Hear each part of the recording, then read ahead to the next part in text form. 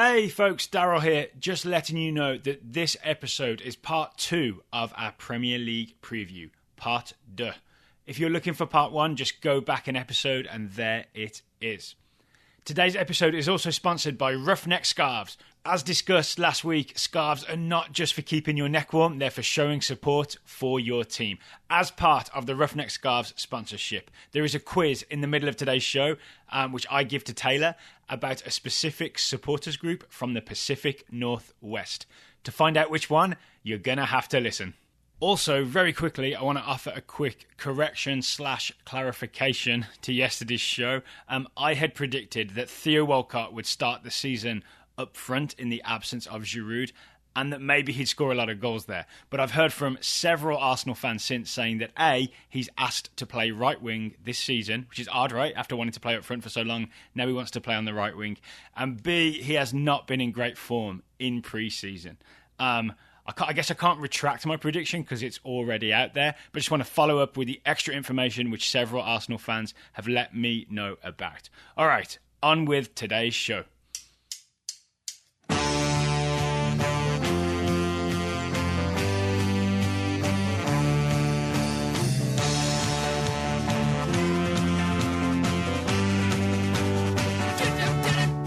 Hello and welcome to the Total Soccer Show. I am Daryl Grove and I'm joined by, you'll never guess, it's Taylor Rockwell. Hello. Hello. Hello again. Hello again. Yes, part 2. Part 2 of our Premier League preview. If you missed part 1, we did alphabetical order, first 10 teams from AFC Bournemouth, which Taylor is convinced is the first team alphabetically in the Premier League. I think you say it's me, as though it's not listed that way in many other places. All the way through to Manchester City, which means today we start with Manchester United. If you didn't hear part 1, again, I recommend listening to part 1 first. We are doing very specific predictions for each team alongside a quick preview overview type thing. Yep. First up, Taylor, Manchester United. What have you got? I am scared to ask because I know you're a United fan. Yeah. So there's probably all kinds you want to tell me. No, it's been a slow summer. Yes, so the Paul Pogba deal made official happened yesterday evening.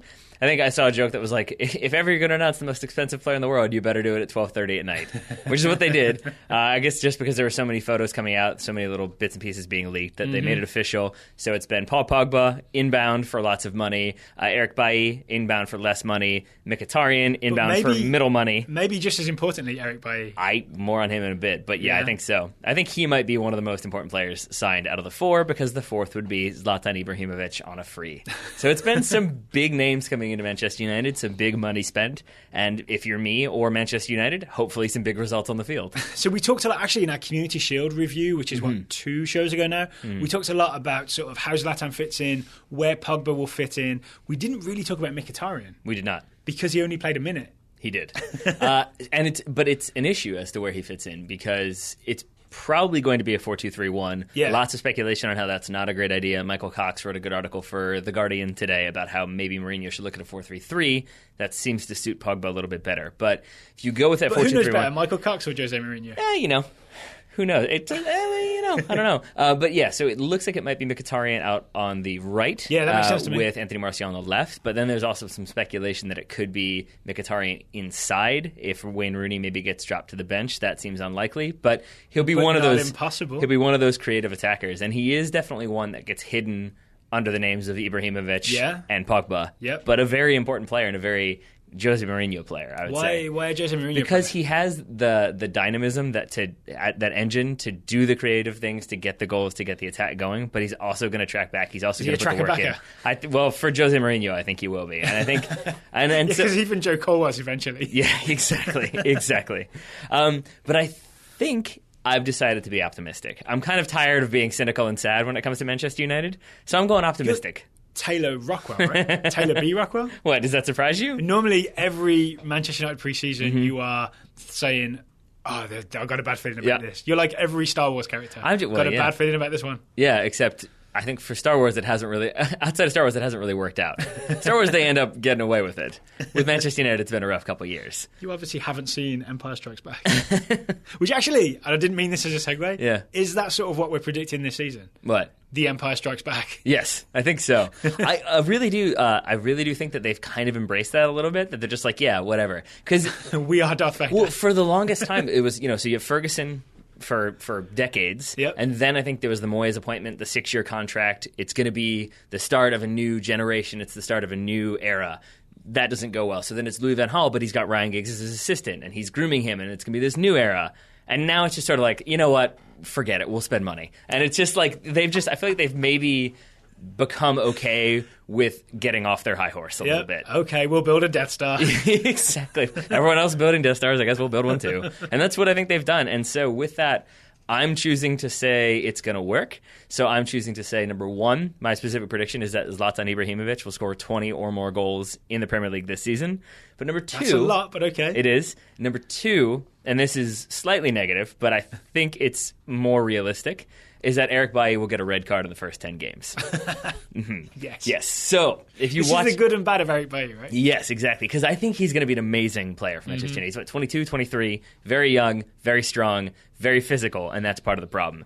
He did pick up that yellow in the Community Shield for a little bit of shove in the back, and we did see a few different tackles here and there that maybe were the result of not great positioning and not quite being comfortable with his surroundings. And then on top of that, we saw some eye rolls. We saw a little bit of dissent. And so, given the new rules that we discussed on yesterday's show, where you can get a yellow card for open dissent and open abuse, I could see him doing a last-ditch challenge and getting a red card. I could see him being caught out of position, having to go in. I feel like eye roll's just the right side of the line, though. Yeah, I think that's probably where they'll draw the line. He'll probably be able to get away with that. But if he gets in the referee's face... No, I was looking over there. Yeah. And it is like it also makes me wonder, on a kind of a side note, like he's a big, tall dude. He's not like huge. He's got that very like strong, sturdy build. But I wonder if like the big core guys... density, I think, of Eric Bailly. But he's so much more intimidating looking than, say, Juan Mata, that like it makes me wonder if... To be fair, so am I and so are you. Well, that's my point. Is like if you and I or Eric Bailly, similar company, were to get in a referee's face, I feel like you're going to get a yellow card for that. Juan Mata, like he's a sweetheart. Like he's so short that you're going to be like, oh, it's okay. Just pat him on the head. Yeah, and so again, I think maybe he lends himself to having to make that last-ditch challenge, being a little bit overly physical, even as much as like La Liga's nothing compared to the EPL. Like you got to be up on your game and be physical, and so he might just come in and wreck somebody. Yeah, that's what I'm saying, because like that's the marketing you hear and all the kind of speculation you hear. And as a fan of defending, I'm kind of looking forward to that Bailly-Smalling partnership and just how aggressive that is in terms of going and winning the ball. Yeah. Right? Yeah. And if a ball comes through and there's a one-on-one, those are both two quick defenders. I feel like United have a lot of pace in the back, and you got Luke Shaw's pace at left back.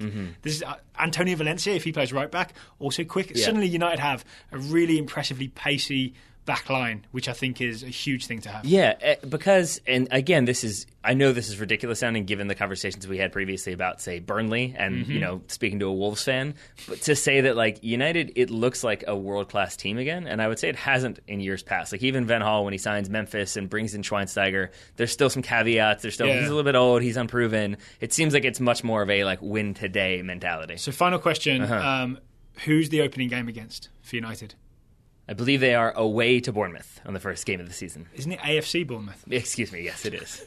I like that you said that as though I'm the one who made that up. I was actually... This is a moon landing situation all over again. After you said that, I started thinking, is Taylor just being like super pedantic about this? But when I started looking at, for example, maps of where Premier League teams are based, AFC Bournemouth, they're referred to by that name actually quite a lot. Their website is, I think, afcb.co.uk. They actually go with that as their name. Yeah, I was trying to keep it consistent, man, because we're going every other team. It would be weird to switch them around randomly because we just decided that Arsenal was first. So my first team in this show is Middlesbrough. Quiet summer for them as well. Middlesbrough. Wow, yeah, Middlesbrough were active in the transfer market and active in the rumour market. I feel like someone was working overtime at the mill in Middlesbrough. We got a tweet from Mark T, who is at Truesdale7 on Twitter. We asked for maybe some specific predictions. Mark says, Boris Deroon, who's a new defensive midfielder, Dutch defensive midfielder they've signed from Atalanta, will lead the team and be top 5 in the Premier League in tackles. So Darun, who I looked into this, I am pumped about this guy. you've seen him? Yeah. So he's 6'1", Yeah. Dutch midfielder who led Serie A in tackles last season and was high up there in interceptions. He could be the new N'Golo Kante, There you go. but much taller But much taller. And more Dutch, I'd say. and much more Dutch. So what do you know about Darun?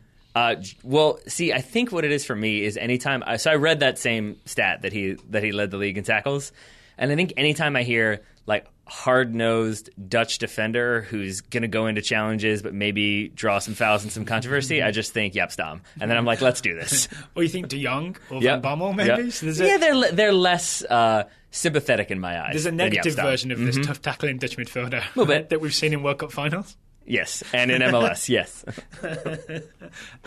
One thing for Americans to keep an eye on, I haven't got to my prediction yet, that was Mark's prediction. For Americans to keep an eye on, Brad Guzan has been saved from playing in the second tier of English soccer or returning to MLS. Left Aston Villa, has joined Middlesbrough. But also joining Middlesbrough is Victor Valdez. Don't know what to make of this. I genuinely don't know who's going to start. I genuinely don't either, and I genuinely enjoy how they announce Victor Valdez as well. I have to get that in there. It's been a very good summer of announcing players in random ways. Zlatan announced himself on Instagram. Burrow announced Victor Valdez by showing someone printing a jersey with his name on the back. Oh, really? That's how they announced it, yeah. They're trying to up goalkeeper jersey sales. Yeah, I think so. You got to get those green ones out and on the market. But it's weird because it's Victor Valdez of Barcelona, but it's also Victor Valdez who was banished to the reserves at Manchester United and then dropped by Bruges. I think that was because they wanted to get more domestic players in, and he was a bit too expensive. So it's maybe not necessarily performance related, but it's still weird to have this strange, like, Guzan or Victor Valdez. Which one is going to be? Well, we'll see. So the American goalkeeper in a battle with the Spanish goalkeeper for the starting spot at Middlesbrough. I'm banking on some version of Brad Guzan redemption. All right. Fingers crossed. The coach is Carranca, former Real Madrid player, former Real Madrid assistant manager when Mourinho was there, and he's been signing some Spanish players.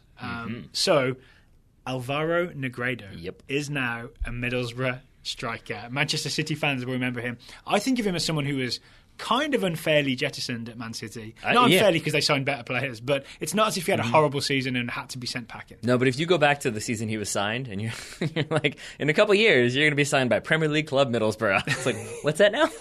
I'm confused by most of the things that you're saying.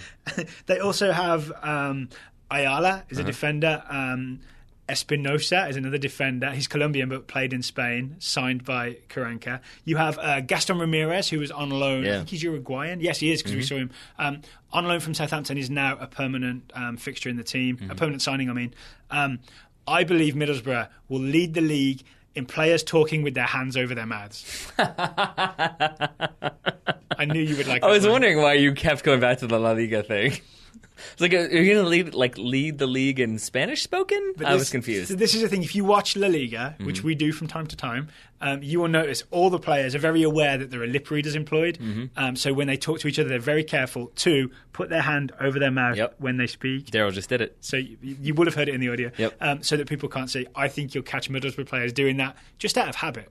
Just out of habit, even though Sky and the BBC do not currently employ lip readers. Currently. If they did, they may be looking to keep an eye on Carranca himself. He has some history of bust-ups. There was a period in March last season for Middlesbrough when he literally told the players, I don't want to coach you anymore, stormed out. When he came back the next day, the players didn't want to talk to him, so the executives sent him away. He skipped a game, which they lost. Then he came back and had a 10-game winning streak. All right. He is a man who is not afraid to get into an argument. I think there'll be some dramatic, horrible conflict that Carranca is at the centre of at some point during this season. That's my bonus prediction. Carranca drama. It's going to be a rowdy season. It's going to be a very rowdy season. Doing this preview, doing the research, did you get excited for this Premier League season? There is so much happening, even beyond the Guardiola, Klopp, Mourinho business. There's also all this other stuff with teams like Middlesbrough. I just got confused because, again, I said this to you before we started recording, that someone is going to flame out, right? There's going to be a big manager who fails. There's going to be a club who struggles, like Chelsea, like Man United last season. And it makes me wonder who it's going to be because you've got all these new names in, the big names. Something's going to break. 7-4 doesn't go. This is true. Well, speaking of new names, Southampton are up next. I've got your Southampton prediction and preview right here. Okay. And the big thing with Southampton, you mentioned Ronald Koeman has departed for Everton. Double your money. Claude Puel has come in. Strong reputation for developing young players.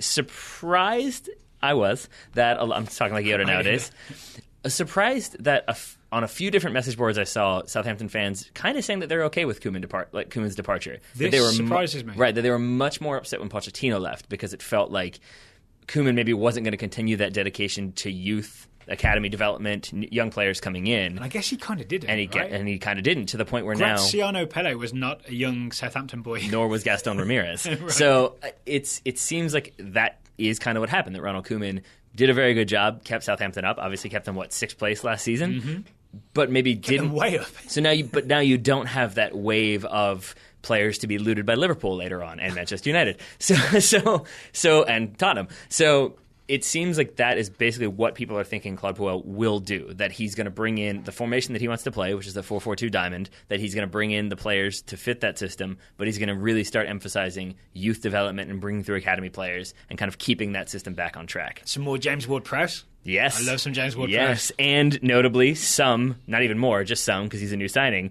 Pierre-Emile Højbjerg from Bayern Munich, signed for £12.8 million and is going to be that box-to-box midfielder, probably that replacement for Victor Wanyama. He's in the TSS Scouting Network. He is. I'm really excited about Højbjerg when I watched some highlights of him when he was at Bayern, but also he was never getting near the team, so it's kind of frustrating. Exactly. This is amazing news. It's a very big signing. It's definitely one of those, when you start researching teams, you get a little bit down that rabbit hole of they've got this guy, he's going to be incredible, even though I've never heard of him and he came from a League One side. To come from Bayern Munich and be as young as he is and have the potential he does, it's a very exciting signing. But then they also still have those exciting players that kind of get maybe brushed aside or you forget about. For example, Dusan Tadic, who we've talked about many times last season.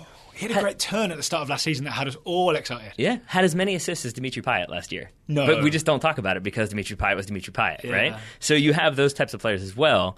The most interesting thing I would say, though, at least from my opinion, is that Puel likes to do, as I said, that 4-4-2 diamond, and he uses those two forwards as kind of defenders almost, where he sends them wide and then he has the number 10 come through and put pressure on, so he kind of tries to block the middle and force people out wide. And so he's basically has a forward in the form of Charlie Austin that is the big name forward, came from QPR, scores goals.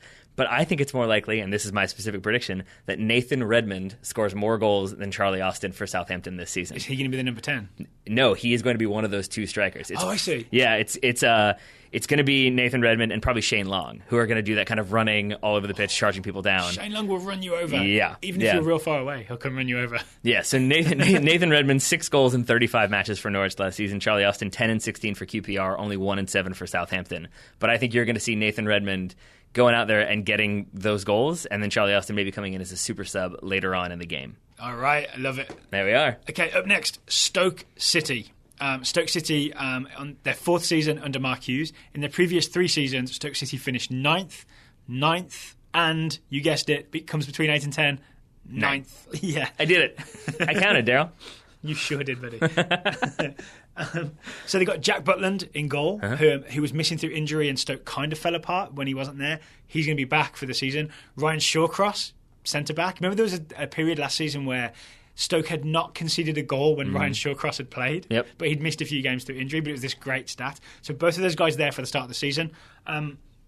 Joining the exciting attackers like Shaqiri and Arnautovic, guys that we enjoy watching play, Ramadan Sobi. You know this guy? 19-year-old Egyptian sort of winger/striker. So you'll be watching him come in. We may see Shaqiri get pushed a little more to the middle, which I know from what I read in the previews, Stoke fans were really excited to not have Shaqiri stuck out on the wing. Only had 3 assists last year. That's not would good. Prefer more sort of scissor kicks like he did for Switzerland in the Euros. So maybe a more central role for Shaqiri. The big signing is Joe Allen. Right. Joe Allen joined from Liverpool. This is my prediction. We will all remember that Joe Allen is actually a magnificent passer of football. I feel like he got sort of denigrated a little bit at Liverpool because for whatever reason he wasn't quite up to the standard of Liverpool midfielders past. This sort of Welsh Pirlo thing was kind of, half a compliment, half an insult. You know what I mean? It was mostly the hair. It was Joe Pirlo, right? The hair and the beard. Joe Pirlo. Yeah. But do you remember the one assist he had at the Euros? I remember many things about Joe Flick of the Allen. hair and picked out that pass from midfield. I think when he's a regular starting player for Stoke City, he's going to absolutely turn it on. Yes. And so I have to say, with that in mind, that when this transfer went through, my reaction really was, oh. Do you know why it was sad? Because Jeff Cameron also That's plays midfield for Stoke. Yes. Yeah. And you start to see like, oh, they've got this guy there. They've got this guy there. And this guy there. Uh-oh. Spaces are getting limited. Yeah. Opportunities are getting limited. That may be a thing to look at for this year that, Jeff Cameron may get squeezed. You just look so sad when you said it. Well, I am, because he established himself at that centre-back role, but that's because they had a lot of injuries, and then he's also established himself in defensive midfield role, and then you've got Joe Allen coming in. I'm not saying it's impossible. He could partner Shawcross. Jeff Cameron could be a starting centre-back for Stoke City this coming season, but it's definitely not guaranteed. It is not. And also, nor is success. Because now I've stumbled upon it, Mr. Grove. We were talking about that team that everybody expects to do big things. I like how formal you've got with me lately. Yeah, because I'm realizing I think it's going to be Mark Hughes who's the unexpected sacking. No. Yeah, because it's Stoke who have made these big signings, so it seems like have solidified everywhere. Joe Allen. I mean they've brought in decent players to get an impact, and it makes me wonder if maybe everyone's expecting them to do really well. They lose their first 4 or something like that. All of a sudden, Mark Hughes is in trouble because they are that team that they finish ninth. Yeah. At a certain point, it's they fired Tony Pulis for not getting higher than where he was. All right, I'm not joining you on that. Okay. I suppose we have audio evidence. If you're right, we can call it back. I'll take it. So what was your prediction again? That we will all remember that Joe Allen is a magnificent passer of the ball. I'm really imagining sort of one great assist that is sort of played endlessly all over Reddit and other places where you can find good soccer highlights. Beautiful. Well, up next, we go from ST to SU because we've got Sunderland. That's how the alphabet works. It is. I will say that my specific prediction, and then I'll get to why, is that Sunderland will be one of the top 5 biggest spenders in the Premiership in January. Why is that? Okay. So basically there was a lot of uncertainty over what was going to happen because Big Sam was there. Big Sam was rumored with the England job. Kind of stretched out a little bit longer than maybe they would have liked. It was really only 2 weeks, but I think Sunderland made a lot of fuss about it. But right? Especially when it's 2 weeks after the Euros are already done, then it's already cutting into preseason because then it becomes disruptive and is this going to be the system and what are we going to do? So they did move swiftly to get David Moyes in, who's now the manager. Yep. But they haven't done any signing yet. So they... Not even DeAndre Yedlin. Not even DeAndre Yedlin, not even Jan Mvila, who are both of whom were on loan last season. Looks like Mvila is going to happen coming from Ruben Kazan. Looks like maybe Lamina Kone, one of their key defenders last season, could be moving to Everton. Maybe Feljak Gielka comes the other way. Who knows? But it basically seems, if you follow the Moyes trajectory, when he was at Everton, he got those teams to overperform, I would agree, but it almost always started with really poor results in the beginning. Because there was always, if you remember that talk of this is Everton's year, they're going to finish top 4 this year, this is going to be it. Yeah. And then they lose or draw their first 8 games, and people wonder. And then he kind of rights the ship. And I wonder if that's going to be the case with Sunderland as well, where he kind of comes in on the fly, deals with what he's got. And I think it's being described as he's got squads of squad players. And so I think he's going to have to figure out what he's got and what he needs, and that will be in January where he kind of solidifies things. But that means a large expenditure come January. So a scary start and a big expenditure in January to right the ship. Yes. Does the season end with David Moyes in charge at Sunderland? Does he get a whole season there? It's tough because I could see arguments in favor that, he's a big-name manager who has that ability to kind of get teams to perform at that level and get them up into mid-table. By the same token, I mean, Manchester United weren't relegated when he was in charge. There it is.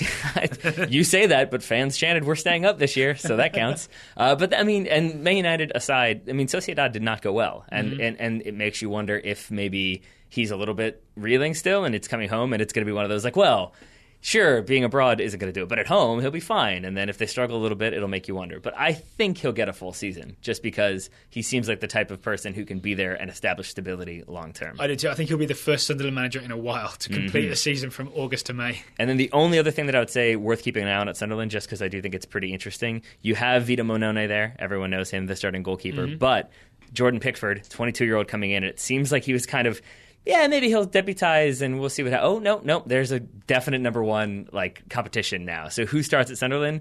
You could see it's going to be very pressurized. So if Mannone makes a slip, there's going to be that 22-year-old waiting and vice versa. So it's going to be drama in goal for Sunderland this season. What's the young goalkeeper's name again? Jordan Pickford. So Jordan Pickford will be sort of rubbing his hands, keeping an eye on what's going on. Yes. Maybe rubbing some something slippery onto Mannone's gloves. Yeah, and by all accounts, both of them, I think, hoping that DeAndre Yedlin resigns, because it seems like Sunderland fans did come to appreciate him playing right back for them last season. I think both would probably like to have a proven right back this season. There's still time, right? There's still time for this to happen. Yep. If you're looking for other Americans, I know Lyndon Gooch has been getting some minutes in pre-season. American striker, was playing for Sunderland under 21s. Keep an eye on that name. Yes, sir. Not related to Oguchi Onyewu.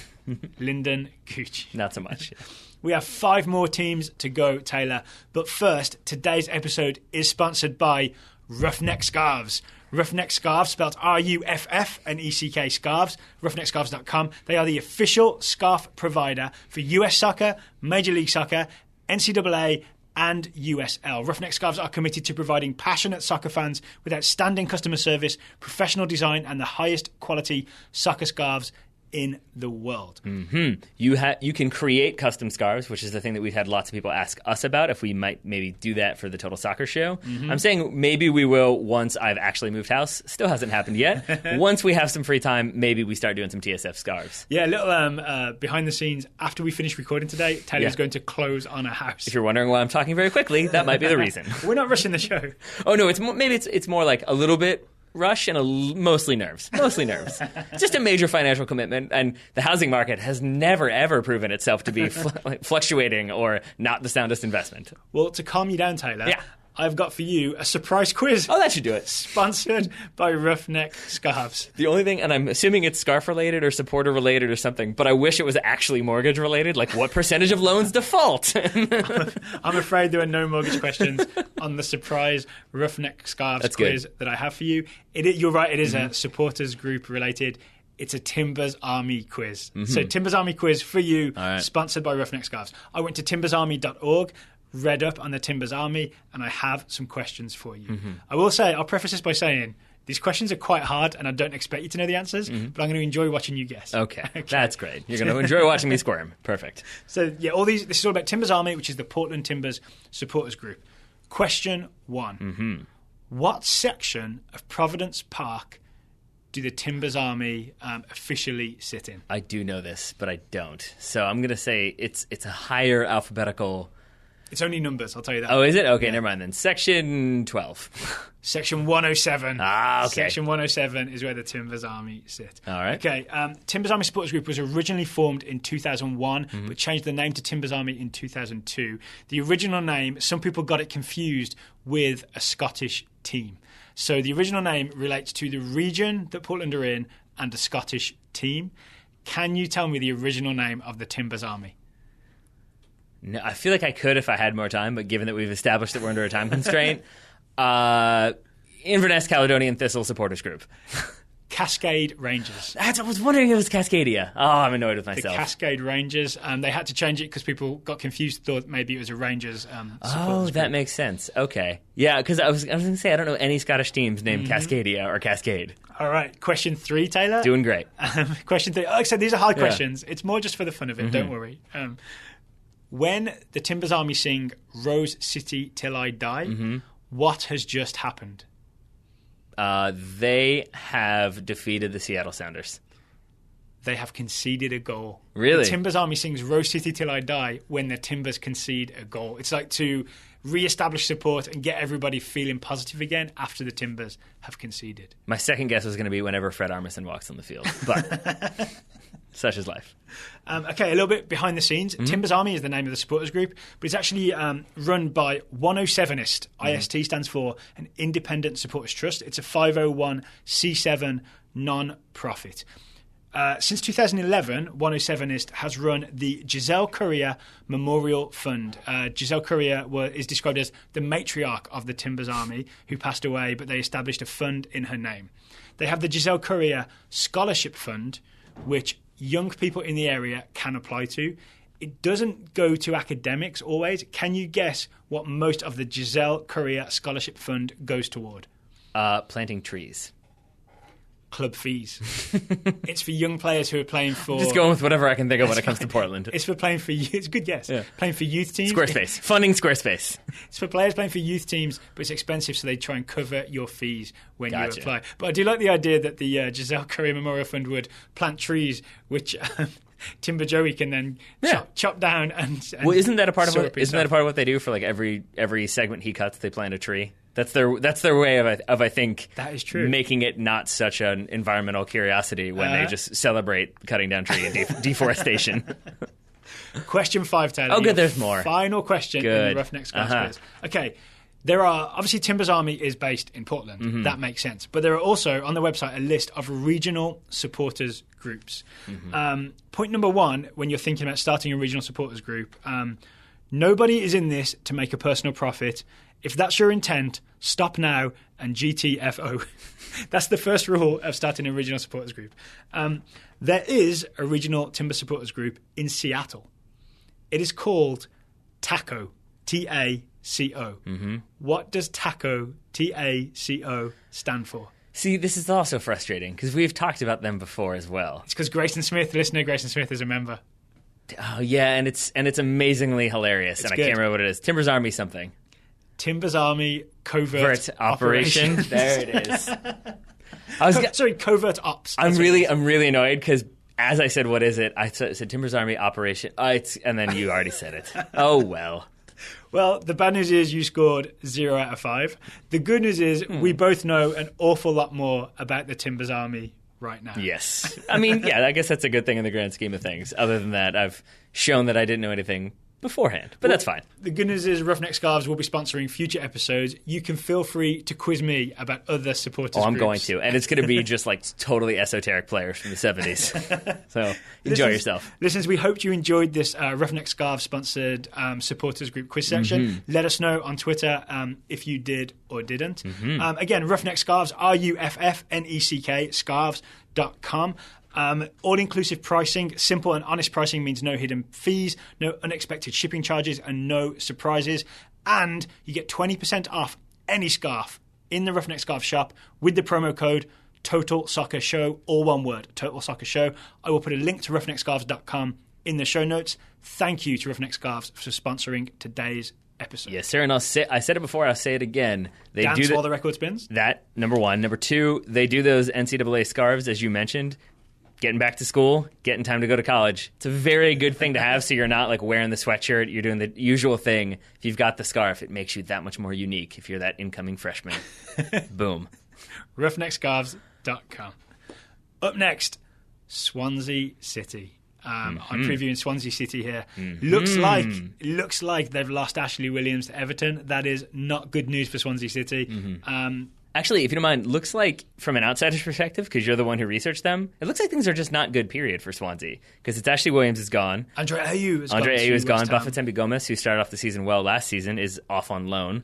So it seems like some of those bigger name players are no longer there, and I'm wondering what's going to happen for the Swans. Well, replacements have come in. Mm-hmm. Leroy Fer has joined Swansea City. Fernando Llorente has been signed, and I checked this morning, Borja Baston has been signed. So they now have 2 big Spanish strikers to aim at. Llorente is 6'5". Baston is 6'1", scored 15 goals for Eibar on loan from Atletico Madrid last season. On the wing, my favourite, Jefferson Montero. Who? Jefferson Montero. Who? Oh, Jeff Montero. Thank you. I apologise. Ecuadorian left winger Jeff Montero still scampering down that left wing. Gylfi Sigurdsson still providing all kinds of creative possibilities. Yep. I predict Swansea City will lead the Premier League in headed goals by Spanish strikers. Crosses will be coming in for Fernando Llorente and Borja Baston to bang the goals in with their bounces. Alvaro Negredo wants a word with you, as does Sergio Aguero, as does Diego Costa. But otherwise, yeah, sure. I believe Aguero is Argentinian. I'm thinking La Liga. I'm a foolish man. I apologize. So that's my Swansea City prediction. They'll lead the league in headed goals by Spanish strikers Llorente and Baston. Alrighty. Well, we move right along to Tottenham. Oh, yeah. Tottenham. And it's a big one. And it's another one that I don't really know what to make of because... Really? Honestly, my expectation is just more of the same from last season. Agreed. Not the last couple of games where it all fell apart, but the middle part where it was going well. But it's more about you look at how much talent there is in this league now from a coaching standpoint, from a player standpoint, and teams are just getting stronger. And so you start to do that, like who's going to finish top 4? And you can make compelling cases for all of them. And I think one of the teams you can make the most compelling case for is Tottenham. Because there was speculation last season that essentially Pochettino's approach to training and approach to games wore everybody down, and that by the end of the season they were so exhausted that that's why there was that dip in form. Oh, I thought he was just lashing out because they knew they'd lost the Premier League, so there's just this terrible thing in the last 3 games. Well, there was a little bit of ill discipline, Dele Alli looking in your direction, but I think it was just that you see kind of if you have the same players playing every single minute, every single game, you run into problems where even if you're not injured, you're just kind of worn down a little bit. Yeah. And it can have problems. And I think the biggest examples of that would be Eric Dyer, who has struggled at times a little bit last season, and Harry Kane, who did play a lot, but once you're playing so many games... Kind of showed at Euro 2016, maybe? Exactly. And then if you look at the 2 big signings that Tottenham have made, it's Victor Wanyama, who is essentially going to be able to kind of deputize for Eric Dyer or Dembele. And then up top, it's Vincent Janssen. Yes. Who's come in, and he is... From AZ, am I right? Yeah, I think so. But led the league, led Eredivisie in scoring last season. And so either is going to be like the substitute option for Harry Kane, the replacement option, or they've experimented a little bit in preseason with a 4-4-2, and the 2 of them playing together. Oh, a new look for Spurs. Yes. Okay. Yes. Now, the thing that isn't going to be a new look for Spurs is their defense. Mauricio Pochettino has said he's not signing any more defenders this window. He's happy with what he's got, and that means his center backs are Toby Alderweireld and Jan Vertonghen, who's currently injured. He's still recovering from that ankle injury, which means it'll be Wimmer will likely be deputizing. Young Austrian defender. And after that, it's Cameron Carter-Vickers. Yes. Yeah. So it's 3 different academy players. Cameron Carter-Vickers seems to have had the best preseason of any of them. So my prediction is that he's going to get both his Premier League and Champions League debuts this season. Cameron Carter-Vickers. He's 18. It's worth stepping back a little bit. If people haven't heard the name before, Cameron Carter-Vickers is half English, half American, right? His dad went over there to play basketball, I believe. He was born in one of those cities like Richmond Kickers head coach Lee Calishaw, like Burton-on-Trent, like a very English city, and I can't remember what it was. It has 3 words in it, though. London? Yeah, that's it. That's the one. Cameron Carter-Vickers has decided to play for the US national team. He has played for the under-20s at the Under-20 World Cup in 2015. He played for the Under-23s in Olympic qualifying. And I know he is very much on Klinsmann's radar as a potential US national team player. He was the Under-21 captain at Spurs at 17 years old. He is a huge man, very smart at reading the game, very good at going and winning balls based on what we saw at the U20 World Cup where he partnered Matt Miazga. Super excited for CCV to get some Premier League minutes. Yeah, I think he will. And I think Champions League. He's already gotten Europa League. He played in the Europa League last season for Spurs. But I think because Spurs are doing double duty, you could see him maybe get a few minutes or a start against a Premier League team knowing that you've got Champions League coming up. And you could see maybe either Spurs have already secured advancement to the next round of the knockout round, so they've got a dead rubber. Maybe he plays there. Maybe they've already been eliminated and he plays, or maybe somebody gets injured. Either way, I think he is going to get some Champions League time and his debut this season. All right, CCV. Yep. Up next, we have Watford. Interesting times at Vicarage Road. So whenever my wife says something's interesting, it means it's bad. I'm curious if that's what you mean here. Well, I don't know for sure. So Kiki Sanchez-Flores, Watford successfully avoided relegation with him in charge, then was fired. Right? I think they finished 13th or maybe 14th, but pretty well clear of relegation. And in comes Walter Mazzarri. Okay, new coach who is dedicated to the 3-5-2. So everyone's talking about Antonio Conte as the 3-5-2 guy. He's not going to play 3-5-2 to start the season, Antonio Conte, as we talked about on part 1. You can go back and listen to that. Mazzarri is, and I think he's going to have all kinds of problems. So my prediction is that Walter Mazzarri starts the season in a 3-5-2, changes before Christmas, accepts that this does not work. We are going to have to do something else. Do you think he gets through January if it doesn't go that well? If he's brought in to play this entire system, that system does not work? I think it depends how quickly he changes. All right. What he does have going for him is that Watford strike partnership of Troy Deeney and Igalo. That really was a sort of under the radar but super successful and super powerful strike partnership for Watford last year. Both those guys are still there. I think some bids came in but Watford kept saying no. I think Leicester, I'm pretty sure, threw in a bid for Troy Deeney. Is that right? Yeah, that would make sense. And they've also added the magnificently named Isaac Success. That's right. And Jerome Sinclair. Jerome Sinclair was a sort of talented Liverpool winger/striker who basically wanted first-team minutes. A little bit of an exodus from that Liverpool academy this summer. Yeah, well, I think just first-team minutes are in demand, right? So, yeah. So things are kind of exciting up front. I'm not convinced that this 3-5-2 thing is going to work. I'm not sure why I'm so convinced that 3 at the back doesn't work. It just seems like because Chris Coleman isn't in charge. maybe that's it. So that's my Watford preview and my prediction. 3-5-2 gone by Christmas, or Walter Mazzari gone before the end of the season. All right. Well, let's end with a bang. At least I'm ending with a bang because it's West Brom, a team, as Reddit said, that turns Super Sunday into just plain Sunday. Was that part of the Reddit roast? Yes, that was the top one in the Reddit roast, which is a great. Reddit users roasted every single Premier League team. There's some good ones in there. And we talked about managerial departures a little bit. I also think there's a chance that this is the Tony Pulis Irish goodbye, where he just kind of pieces out when things aren't kind of going the way he wants it to be going. Because, I mean, he's done that before, where it's been like the board isn't buying the players he wants, they're not investing the way he thinks they should. So I think that's what happened with Palace, right? Didn't he just say, like, you know what, this isn't for me, this isn't working, I'll be on my way? And it seems like West Brom, a squad that were already thin, as I said in yesterday's show, looks like they're going to lose Johnny Evans. I mean, at least there's potential bids coming in for Arsenal, and I think they'll probably be decent enough to get him.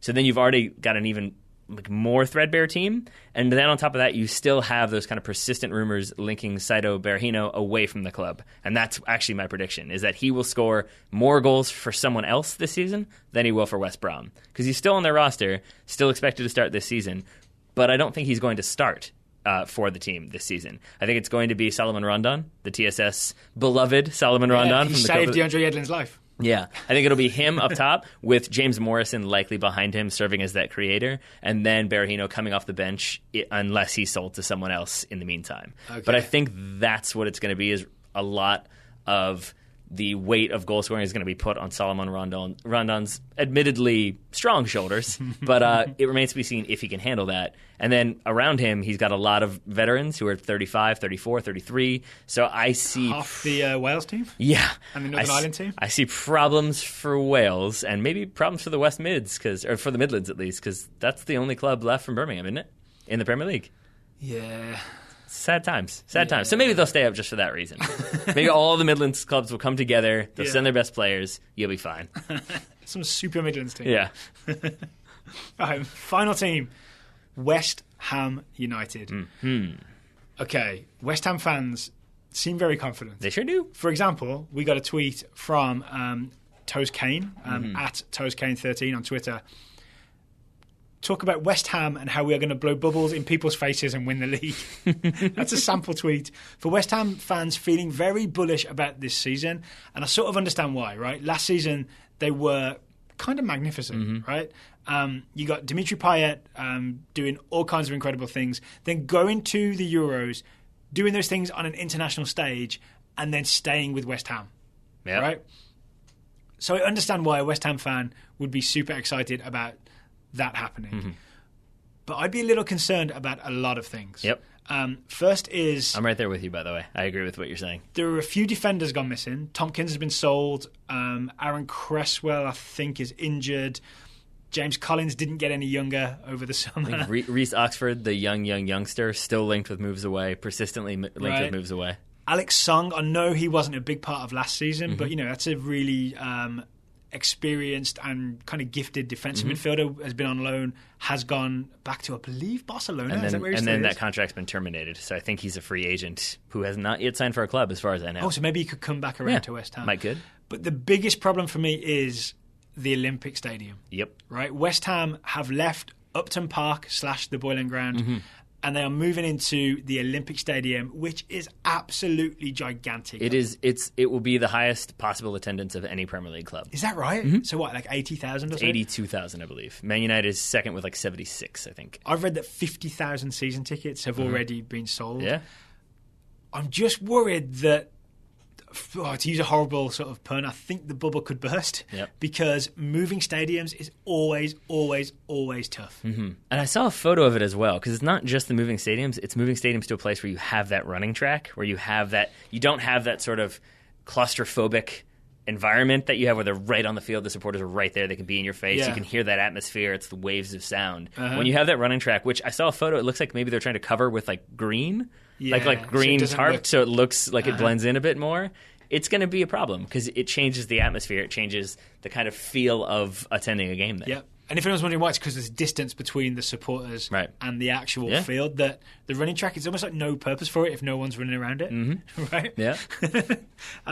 So I feel like West Ham fans are going to be really mad hearing this. I see this sort of inflated sense of expectation. I see a team playing in a new stadium, which is tough for the reasons we've just listed, and because suddenly you're just in unfamiliar surroundings, right? There's a thing when you play at the same stadium year in, year out, you own it and you're used to it, especially to start the season.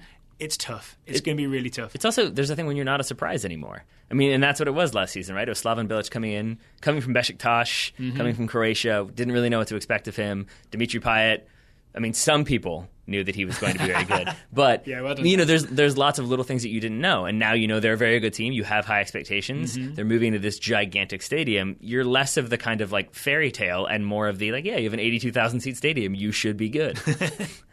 On the upside, Andre Ayew, £20 million is actually weirdly not that expensive given the way that transfer fees are insane in a world where Gonzalo Higuain is $80 million. I'd say he's the best West Ham player who played in Richmond this summer. This is true, yeah. He played against the Kickers. For Swansea, but yeah, it still counts. Andy Carroll is fit, Enna Valencia's there, Fagouli's been signed. So signings have been made. I'm not guaranteeing it's all going to go wrong. Slaven Bilic could still be kind of a genius. He seems to quite often figure out things to counteract what other teams are doing. I just think it's going to be a rough transition into this new stadium with higher expectations. I think so too. So, your final prediction for West Ham was? West Ham fans will be, at least initially, disappointed by 2016/17. Gotcha. Yeah. Gotcha. Yeah, I'm not saying relegation or anything like that. It just won't be the highs of last season. It could, there is a spiral effect where it could end with Dimitri Payet putting in a transfer request or something. You know what I mean? Yep. I'm not necessarily predicting that, but at least initially they're going to be disappointed that things aren't at the level they're expecting. This makes sense to me. I'd also say we had many, many tweets, and we appreciated them all. One final one I wanted to get to is Drew Samuels, who said, a club will need 75 points to get into the top 4 Champions League spots this season. Last season, Leicester had 81, Arsenal 71, Tottenham 70, Man City and Man United 66. And I think he's right, because I think you are seeing teams get stronger and some teams get a little bit weaker. And I think there's more likelihood for teams to pick up points where they dropped them last season. So it's going to be rowdy at the top and rowdy at the bottom. It's an exciting season to football. Yes, I'm glad we'll be doing 5 days a week Total Soccer Show, so we can really sort of dip into quite a lot of games and pick out the best goals and break them down and follow the news throughout the week. We're hoping to be kind of one of the places to go for Premier League coverage this upcoming season. Absolutely. We can also pick out random questions to answer, and we've got one now. Chris Davis asked us this magnificent question, completely out of the blue, but that's okay because it's brilliant. If the English Premier League was in the NBA Jam format, which team wins? Yeah. So, from my years of experience playing NBA Jam, you want the balance, right? Because if you go big man, little man, you can have problems with who's doing the shooting. If you want to be the big man, you're not going to hit the 3 points. If you're the little man, you're not going to dunk that well. But you want a pair that's going to work together really well. And I'm not sure I know who it's going to be, but I think I'm going to stick with my Manchester United homerism and say, I think I go Anthony Martial, Paul Pogba. You've got the French connection. Martial, Paul Pogba. Yeah, you've got the youth connection so they can develop together over the years. They complement each other's skills. They're buddies on and off the pitch. I think it could work. What do you say, Mr. Grove? So, to balance out my negative West Ham prediction, I'm going to go with a positive West Ham prediction. My big man, little man is Andy Carroll and Dimitri Payet. That works. Because Andy Carroll, when he actually is on fire, there is real danger. He is heading in goals endlessly. And I think in NBA Jam, you can't get injured. Yeah, I guess you can't. Yeah, because you've only got the 2. Yeah, no one can get injured. Well, no, you can. I take that back. Yes, you can. You have injury points, and once you reach those injury points, your third player has to play that next quarter.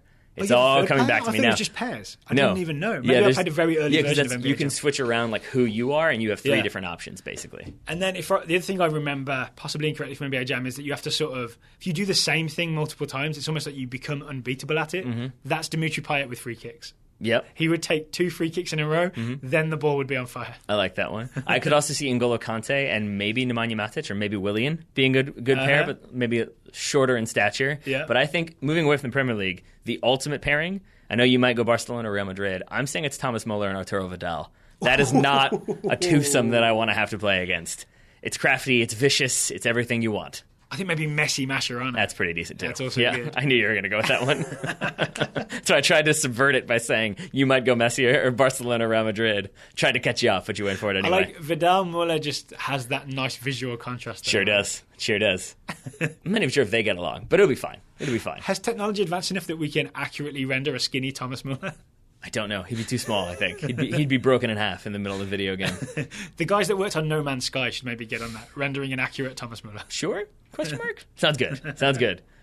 All right, Taylor, thank you for taking the time to preview the Premier League with me today. Right back at you, Mr. Grove. Listeners, thank you for joining us. Thank you for listening. If you would like to review the Total Soccer Show, you can go to totalsoccershow.com/ If you would like to review the Total Soccer Show, that would help us out, especially on iTunes. Please go to iTunes, leave us a review, let people know about the show, or just share the show with a friend. Say, hey, have you heard this podcast? That would also be helpful. I really love when we get those. We get those on Twitter sometimes when we get the @ mention of like, I love this show. You should listen to it too. I'm like, oh, that's good stuff. Thanks, guys. So thank you to everybody who's done that, and thank you to the people who will do that in the future. Thank you to Roughneck Scarves for sponsoring today's episode. 20% off with coupon Total Soccer Show at roughneckscarves.com. All right, until next time, it is goodbye from Taylor and I. Wish me luck. I'm buying a house.